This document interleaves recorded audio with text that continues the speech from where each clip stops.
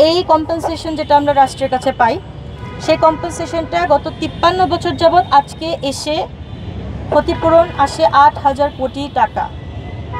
আবার রিপিট করছি, 8,000 কোটি টাকা কম্পেনসেশন আমরা পাই।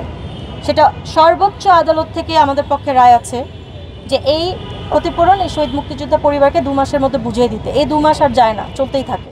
আমি অ্যাডভোকেট নুরতাজ ঐশী।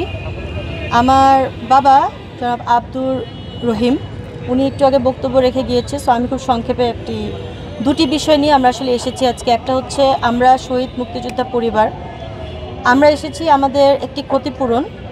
সেটা হচ্ছে আমাদের 16 ডিসেম্বরে যখন 71-এ আমাদের দেশটা যখন স্বাধীন হয়, ঠিক 17 ডিসেম্বরেই নতুন রাষ্ট্র আসলো। আর আমরা যারা শহীদ মুক্তিযোদ্ধা পরিবার, তাদের আমাদের একটি প্রপার্টি নতুন রাষ্ট্র জবরদখল করলো সেদিন থেকেই।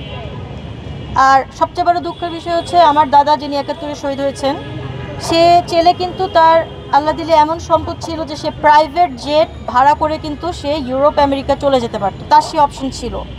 বাট সেটা না করে সে কী করছে, সে তার রেসপন্সিবিলিটি পালন করেছে, সে এই বাংলাদেশের জন্য তার রক্ত দিয়েছে।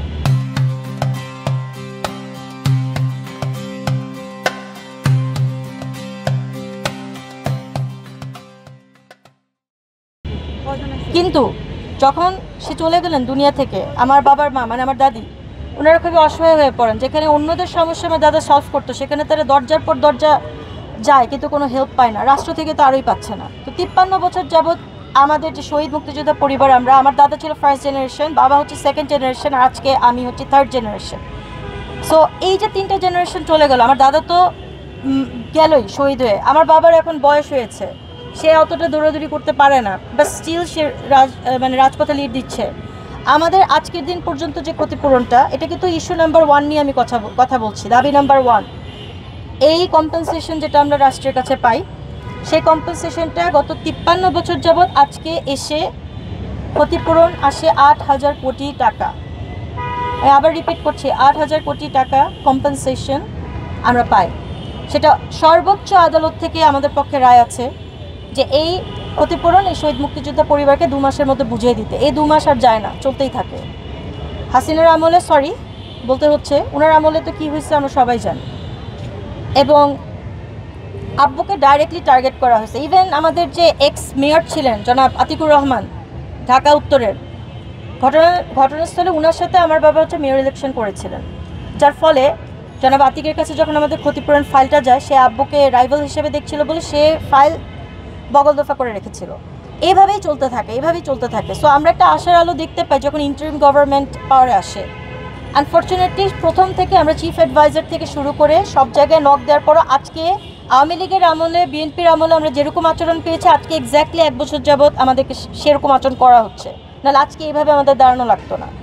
সো আমাদের জাস্ট এই কলমিলতা বাজারের যে কম্পেনসেশন, সেটা আমরা চাই আমাদেরকে লিগালি যেভাবে দেওয়া উচিত, যেভাবে প্রসেস করা উচিত, যারা সংশ্লিষ্ট মন্ত্রণালয় আছেন বা যারা সচিব আছেন বা ঢাকা উত্তর সিটি কর্পোরেশন আছেন, তারা যাতে আমাদেরকে 72 আওয়ার্সের মধ্যে এটা রফা দফা করে। কারণ এটা আহামরি কিছু না, এটা সিম্পল হওয়া কাজ।